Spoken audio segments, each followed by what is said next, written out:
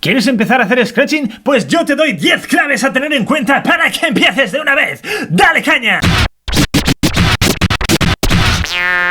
La posición de batalla, que se llama, es la de 90 grados. Es la más eficiente hoy en día.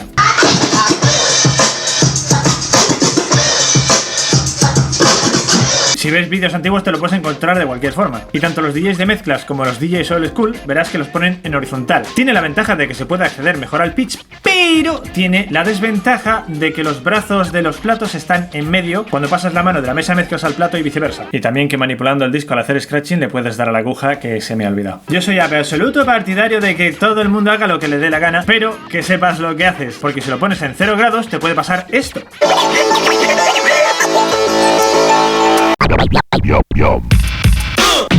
Necesitas una superficie estable, o sea que ponerla en una mesa como esta no es buena idea. Lo suyo es que sea de madera, no de contrachapado, de madera o de metal que sea resistente. Mi mesa está hecha con tablas de madera del Leroy Merlin. No es que sea súper estable, pero es bastante estable para lo que yo quiero. Yo no sé de carpintería, ¿vale? O sea, pero no hace falta que te la hagas, por supuesto, las puedes comprar y las hay de altura regulable. Que por cierto, ese es otro punto importante del que no he oído hablar a otros DJs, pero me parece que hay que tener en cuenta. Cuando estás de pie y haces scratching, lo ideal es que estés recto y con los brazos en 90 grados. Quiero decir, así, o si quieres un poco menos, pero no muy abajo, porque si está demasiado abajo, la espalda se va a echar hacia adelante y si es un momento da igual, pero si vas a estar horas, se te va a cargar la espalda. Como cuando friego yo la vajilla, por ejemplo, me pasa lo mismo que lo que me pasaba con los platos al principio. Y estoy seguro de que eso afecta a la motivación a la hora de ponerse a hacer scratching. Cuando vivía en Madrid, me hice una mesa con una de metal que me encontré al lado de unos contenedores, que era muy baja, pero daba igual, porque con unas tablas de contrachapado que me he encontrado al lado de otros contenedores en la misma manzana, que es por donde vivía, las puse encima, le puse una tela que lo cubriese, opcionalmente dejé que saliese por un lado porque lo quería para el reloj, y mesa muy cómoda. Así que tanto por salud como por éxito, recto y 90 grados. Tú busca la solución que se adapte mejor a ti, pero no te dejes la espalda.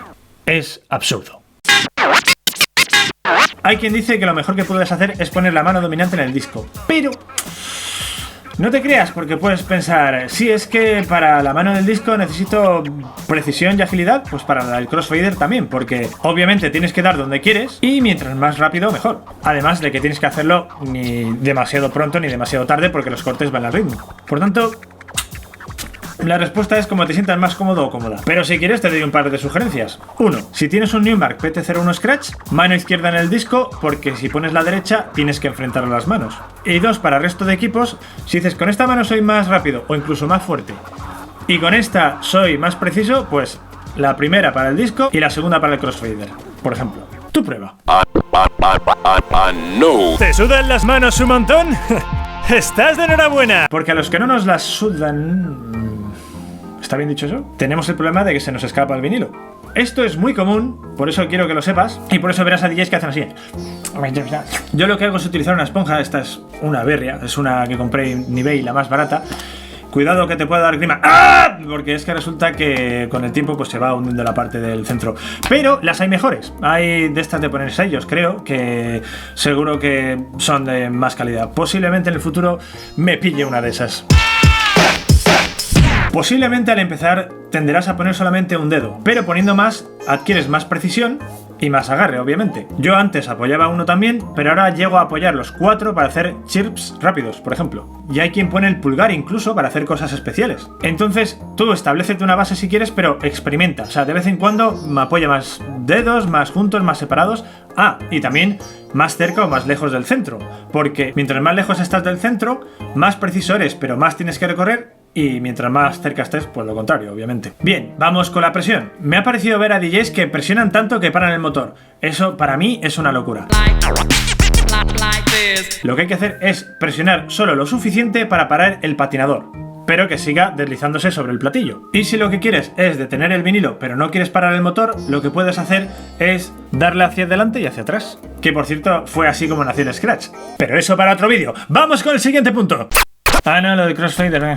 Y con respecto al crossfader, verás a gente como yo, por ejemplo, que nos hemos acostumbrado a estar todo el tiempo en el aire, pero hay gente que se pone en diagonal o incluso se apoya, lo cual es lógico porque así descansas, y cuando quieres hacer algo que requiera levantarse, pues te levantas. El normal es como estaba concebido inicialmente, que es cuando está a la derecha del todo solo se oye el canal de la derecha y cuando está completamente a la izquierda solo se oye el canal de la izquierda. Y hámster o invertido es que funciona al revés. ¿Por qué hay dos modos? Porque para ciertas cosas un modo es más cómodo y el otro lo es para otras. Para normal las aperturas cortas es lo más fácil. Pero para hámster los cierres cortos es lo fácil. Todos los DJs pueden hacer todo en cualquier modo, pero lo dicho, es por comodidad para ciertas cosas. Así que lo que prefieras, tu prueba como siempre. Surprise, motherfucker. Esto solo se aplica a vinilos reales. Cuando haces scratching puedes dar golpes sin querer. ¿Y cómo se resuelve? Eliminando las frecuencias bajas. Esto se puede hacer de varias formas. La clásica, bajando los graves del ecualizador. Si no tienes ecualizador, como resulta en el PT01 Scratch, puedes subir el tono un poco. O, si tu mesa de mezclas tiene filtro, como es mi caso, puedes subir el filtro también un poco. ¡Y ya está! Y esto, lo contrario, se aplica solo a los vinilos de control o controladoras.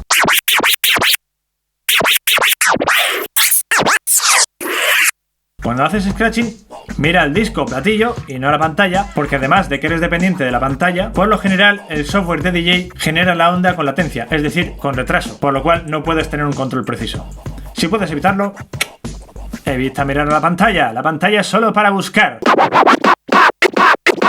Resulta muy útil poner marcas en los vinilos para saber en qué posición del giro estás. Lo típico es ponerle pues una tira como esta y entonces dices pues hay gente que se lo pone a las 12 en punto y ahí empieza el sonido. Yo me lo pongo a la aguja, pero tú ten la referencia que quieras. Oh, yeah. También puede ser simplemente una pegatina circular, la cosa es que se vea, o varias como he puesto yo aquí. Con el uso de los vinilos, o incluso quizás algunos nuevos, el agujero central está demasiado holgado y entonces la solución es ponerle unas pegatinas por dentro, con celo por fuera, que yo lo que hago es utilizar el mismo papel de las pegatinas de marcar, pues los pongo con el lado suave hacia afuera para que resbalen con respecto al pivote y con el celo, listos. Porque si te hace mala cosa. ¿Por qué mala cosa? Porque puede dar problemas de estabilidad, incluso transmitirse algún ruido. Y ya está. Gracias por visualizar. Comparte, sub, like, comenta y... ¡Fin!